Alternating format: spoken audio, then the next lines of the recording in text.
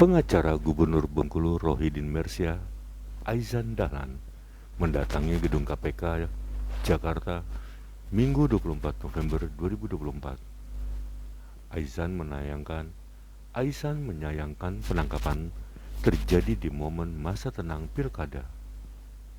Ia juga sampaikan sikap KPK tendensius terkait penangkapan Rohidin.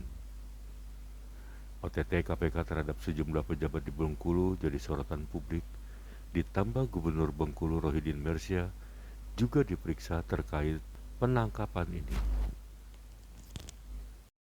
Teman-teman sekalian ya, bahwa klien kita Pak Rohidin ini diperiksa di Polres, ya kan? Yang kita tidak tahu apa pemeriksaan itu. Sampai sekarang belum ada jawabannya. Kemarin minta ketemu dengan mereka, itu belum bisa ketemu. Katanya ketemunya di Jakarta, sampai sekarang di Jakarta pun belum bisa ketemu.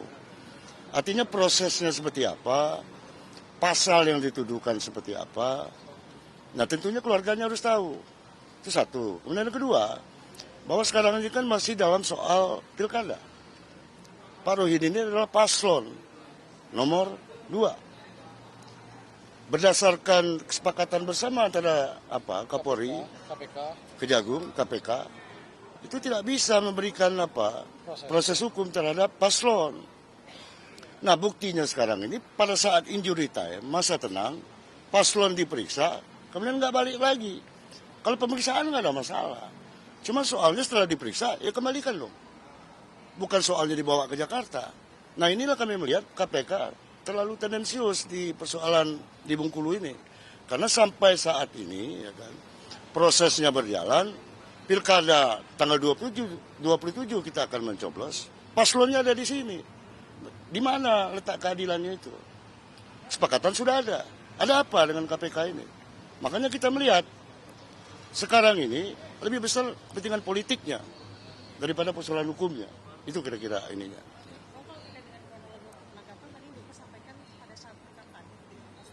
Iya, pada saat dia sedang di luar. Pada saat dia sedang melakukan keadaan kampanye di daerah. Ya kan diambil seperti itu. Kemudian kita proses pilkada sedang berjalan. Kok sekarang nggak pulang? Nah itu persoalannya sekarang ini. Nah mengapa harus terburu-buru seperti ini? Apa nggak sebelumnya? Atau memang diperiksa aja dulu. Kemudian baru periksa selanjutnya. Kan masih ada jeda. Kenapa harus buru-buru dan cepat kemudian menghalangi hak politik dia untuk untuk berkampanye dan mencoblos loh itu tanggal 27 ini. Sampai sekarang itu buntu. Kemarin mereka minta ketemu di Jakarta. Kami datanglah pesawat pertama. Sampai di sini masih juga dihalangi. Kemarin itu jam berapa Pak spesifiknya Pak? Sekitar jam berapa tuh? Sekitar jam 9 atau jam 10 malam. Diperiksa di Bengkulu. Kami hormatilah itu. Kami pikir Pak Rohidin paslon kita ini pulang ke rumah. Ternyata dibawa ke sini. Nah inilah yang kita belum tahu jawabannya ada apa. Apakah benar proses hukum atau lebih kental proses politiknya? Pertanyaan ini yang harus kita jawab sekarang ini. Pak, kalau tendensius ada dugaan memang ini ada terkaitan dengan dana pilkada Pak. Nah itu bagaimana Pak dari prosesnya? Kita tidak tahu dana pilkada seperti apa. Memang prosesnya saja sampai sekarang kita tidak tahu. Tuduhannya apa terhadap paslon ini? Karena penyidik belum sama sekali ngomong. Belum sama sekali menjelaskan persoalan diperiksanya Pak Rohidin sampai saat ini belum ada penjelasan sedikit pun. Pak, kalau Bapak menduga ada tendensius dari sisi politik, ini dari lawan atau dari mana Pak? Pihak mana? Ya kalau namanya politik itu pasti dari lawan. Karena cuma dua pasang, di Bengkulu cuma kita dua head pasang. to head. Siapa lagi? Kira-kira siapa lagi gitu. Nah cuma sekarang ini betapa zalimnya persoalan hukum di Bengkulu. Supaya teman-teman tahu sekarang ini. Jangan-jangan contohnya di Indonesia ini hanya ada di Bengkulu hal yang seperti ini. Langkah hukum apa kalau begitu Pak yang akan diambil? Makanya kami lihat dulu. Langkah hukum itu akan berlanjut, dilihat dulu apa sebenarnya yang dituduhkan kepada Pak Rohidin dan rekan-rekan yang ikut serta di situ. Nah ini yang kita belum tahu jawabannya. Hari ini menunggu jawaban itu. Nah kita mau tahu juga kesehatannya seperti apa, ya kan? Jangan sampai proses pilkada ini terganggu Gara-gara proses hukumnya kita tidak tahu apa proses itu. Itu kira-kira. Lah barusan nggak ada. Tunggu aja dari dulu. Belum boleh masuk. Itu ada ruang tunggu sebenarnya, ruang tunggu publik loh itu.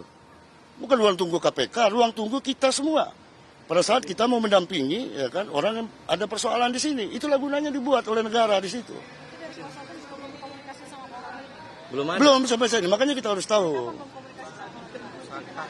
Dari kemarin, dari dia diperiksa di Polres, seperti itu. Malam lah, habisan kita jam 7, jam 8. Jam 9 ya.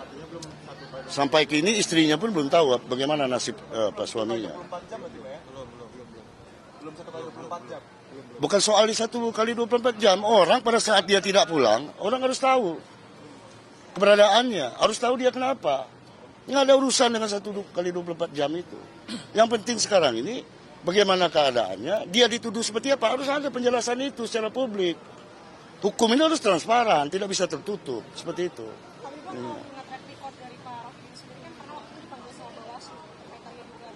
Lah bukan hanya Rohidin, pihak Helmi Hasan juga dipanggil Bawaslu. Bahkan mereka yang nggak hadir. Rohidin sangat kooperatif dan kemudian memenuhi panggilan itu. Subsidi kalau lawan. Dan itu dihentikan memang kedua belah pihak. Dan itu persoalan masif. Persoalan minyak kita yang beredar di situ yang diduga itu dilakukan oleh salah satu pasangan calon. Itu sudah kita laporkan. Kok malah yang ini yang malah di tracking. Nah ini yang menjadi pertanyaan kita.